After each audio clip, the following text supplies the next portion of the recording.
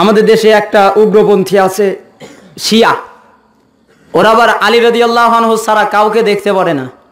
রাসূল সাল্লাল্লাহু আলাইহি সাল্লাম আলী রাদিয়াল্লাহু আনহু নির্দিষ্ট কয়েকজনকে তারা নাম দিয়ে বানিয়ে নিয়েছে।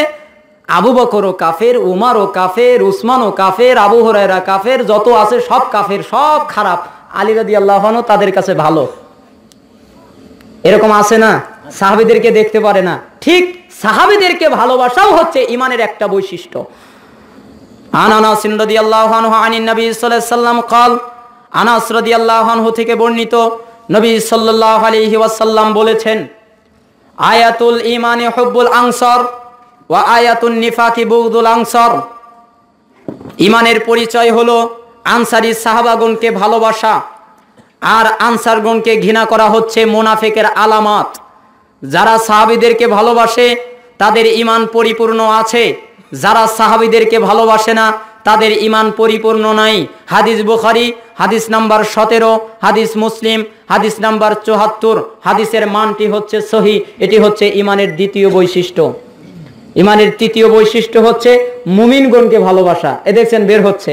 এখন শুধু ঈমানের বৈশিষ্ট্য কি হবে, এক এক করে বের হবে। প্রথম কার ভালোবাসা? রাসূল সাল্লাল্লাহু আলাইহি সাল্লামের ভালোবাসা।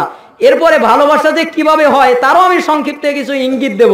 দ্বিতীয় হচ্ছে সাহাবীদেরকে ভালোবাসা। এরপরে কি? মুমিনগণকে ভালোবাসা।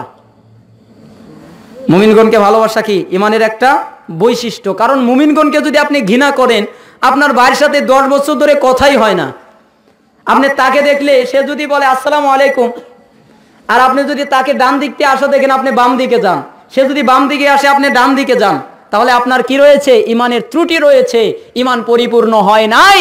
এই কথাই বলছেন রাসূল সাল্লাল্লাহু আলাইহি সাল্লাম হাদিসের ভিতরে। আবু হুরায়রা রাবি,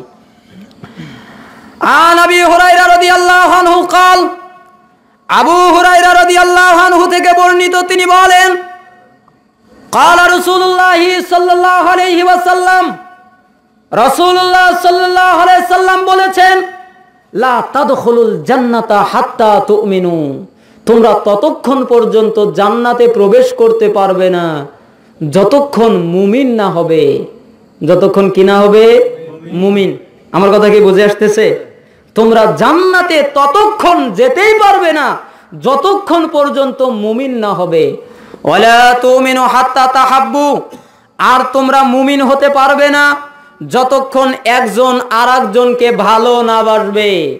তোমরা জান্নাতে যেতে পারবে না যতক্ষণ মুমিন না হবে, আর তোমরা মুমিন হতে পারবে না যতক্ষণ একজন আরেকজনকে ভালো না বাসবে। আউলাদুল্লুকুম আলা শাইইন ইযা ফাআলতুমুহু তাহাব্বাতুম। আমি কি তোমাদেরকে এমন একটি কাজের কথা বলে দিব না, এমন কি একটি আমলের কথা বলে দিব না যা করলে তোমাদের ভিতরে ভালোবাসা বেড়ে যায়, যা করলে তোমাদের ভিতরে ভালোবাসা সৃষ্টি হয়? এমন কথা কি বলবো না? আফসুস সালামা বাইনাকুম। তোমাদের চেনা অচেনা, তোমাদের নিজেদের মধ্যে যারা রয়েছে তাদের সকলকেই বেশি বেশি করে সালাম লেনদেন করতে থাকো। সুবহানাল্লাহ, কত সুন্দর নীতি, যে তোমরা জান্নাতে যেতে পারবে না যতক্ষণ কিনা হবে মুমিন না হবে, আর তোমরা মুমিন হবে না যতক্ষণ কিনা করবে একজন আরেকজনকে ভালো না বাসবে। আর তোমাদের কি ভালোবাসার মাধ্যম বলে দিব না, একজন আরেকজনকে দেখা হলে বলবে আসসালামু আলাইকুম ওয়া রাহমাতুল্লাহ, আল্লাহ আপনার উপরে আল্লাহর শান্তি দয়া বর্ষণ করুন। কত সুন্দর কথা না? এর চেয়ে ভালো কথা আর আছে? তাহলে দেখবেন আপনাদের ভিতরে ভালোবাসা বৃদ্ধি হবে। এখন আপনার ভাই 10 বছর ধরে আপনার সাথে কথা বলে না, আপনার পাশ দিয়ে যাচ্ছেন, বললেন আসসালামু আলাইকুম, বললো খারাপ, ওর সালামের উত্তর নেব না, আর আপনাকে সালামই দেয় না। ও চাই যে আমার এই ভাই আমার জমি মেরে নিয়েছে, আমি সালাম দেব না। তা আপনি কি হলেন? ওই যে আমরা বইতে পড়েছিলাম, যখন জেনারেল লাইনের বইগুলোতে আছে যে কুকুরের পায়ে, কুকুর যদি তোমার পায়ে কামড় দেয় তবে কি তোমারও শোভা পায় তার পায়ে কামড় দেবে, এরকম একটা কথা আছে না? এরকম একটা কথা আছে। তো আমরাও তাই হয়েছি, মানে ও ভাই তো কামড় দিয়েছে, আমরা আরো বেশি করে দেই। আপনি যে সে যে আপনার গীবত করেছে, আপনি যে তার চেয়ে বেশি গীবত করে যদি আপনি আবার উল্টা জাহান্নামে যান তো আপনার কি হবে? গীবত তো সে করেছে, সে তো আপনাকে আঘাত দিয়েছে, সে তো আপনার জমি মেরে নিয়েছে।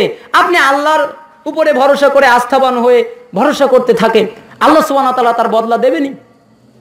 আর যদি আপনি বলতে বলতে তার বেশি করেন তাহলে আপনার থেকে কেটে আবার কি করা হবে? তাকে দেওয়া হবে। মুসলিম হাদিস 54।